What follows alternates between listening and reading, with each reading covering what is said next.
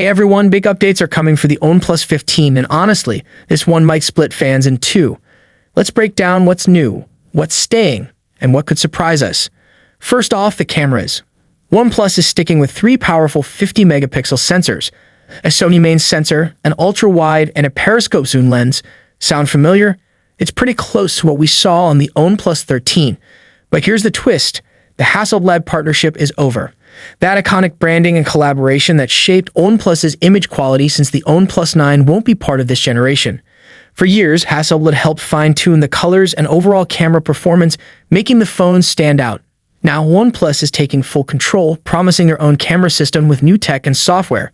It's a bold move, but also risky. If they can't match or beat what Hasselblad brought, it might disappoint longtime fans. Now let's talk about the display. The OnePlus 15 reportedly won't have the same big, curved 6.82-inch 2K screen as the 13. Instead, it might come with a slightly smaller, flat 6.78-inch display with a 1.5K resolution, described as an ultra-narrow, large, straight screen. Honestly, that sounds more practical than flashy, a step away from the curved screens that give flagships that premium feel.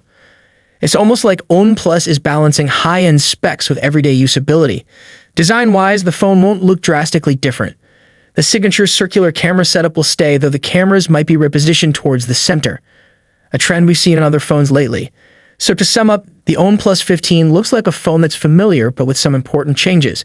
A fresh take on the cameras without Hasselblad, a more practical display, and a refined but recognizable design. What do you think? Are you excited to see OnePlus go it alone on camera tech, or do you wish they stuck with Hasselblad? And how do you feel about the screen changes?